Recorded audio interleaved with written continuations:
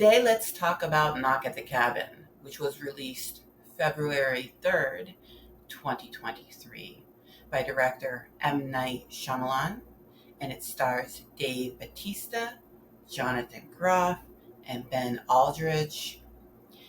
Let me start with two disclaimers.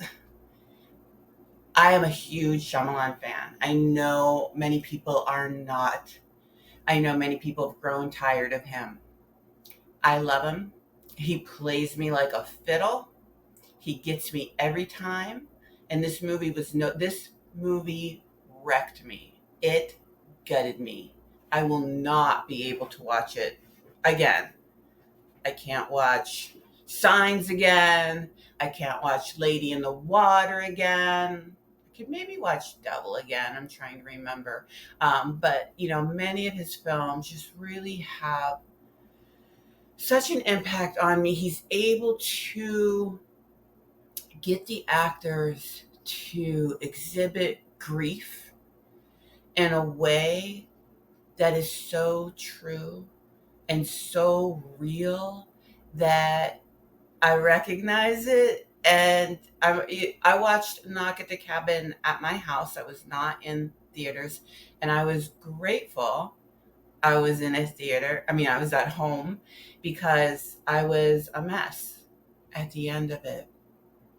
My other disclaimer is I'm a big Paul Tremblay fan, but this is one of his books that I have not read yet. So I did not go into the film with any book bias, nor will I be peppering my review with, well, the book said, I don't know this book.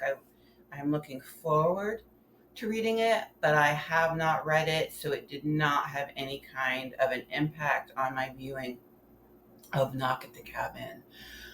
I thought this movie was incredibly tense right from the get-go. It is a Four Horsemen of the Apocalypse film, and that's all I'm going to say because I don't want to give away the ending. Although I will say, if you want to jump ahead a few seconds, go ahead. Jump ahead like 20 seconds. I will say the wrong person was sacrificed. I don't know why. First of all, the person who was sacrificed, I'm not even going to say his name because I don't want to ruin the spoilers.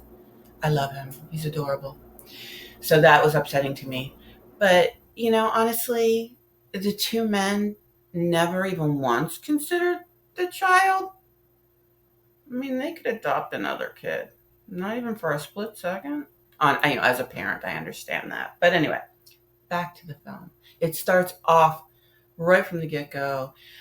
We have this lovely child in the woods, and out comes Dave Bautista, who is so just physically menacing.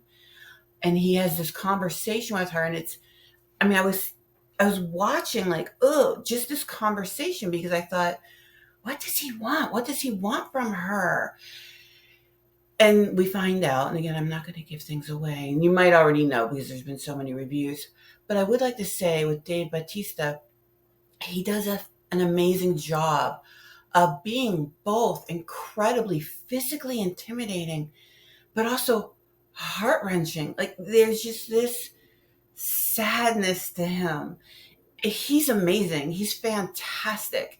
He is flawless in this film. Really, the acting was great.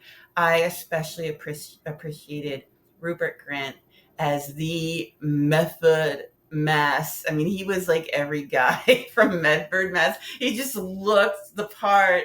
He really did. I was like, wow, Ron Weasley is a New Englander, but it worked. It was so good. I really enjoyed all the acting. I thought all the actors were fantastic, but Dave Bautista really was a standout performance in the film. So again, it was tense the entire way through. I loved the relationship between the husbands. That was so sweet.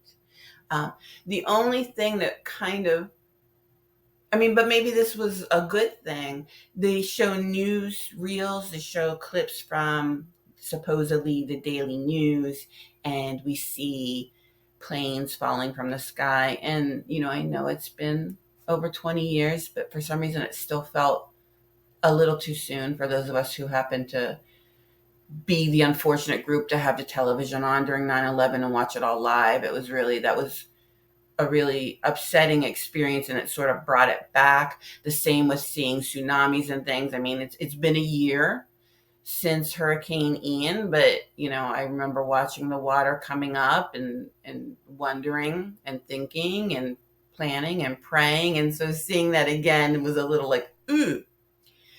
But basically, Knock at the Cabin, I loved it. It's a beautiful film. M. Night brought out performances and people that just were amazing. Again, I was completely gutted, completely wrecked by this film. I'm just saying that as a warning to people who have not seen it yet. It is emotional. At least it was for me. So you might want to keep that in mind before going into it, but it's definitely well worth the watch. For today's sidebar, I'm just going to leave you with this. If you know, you know.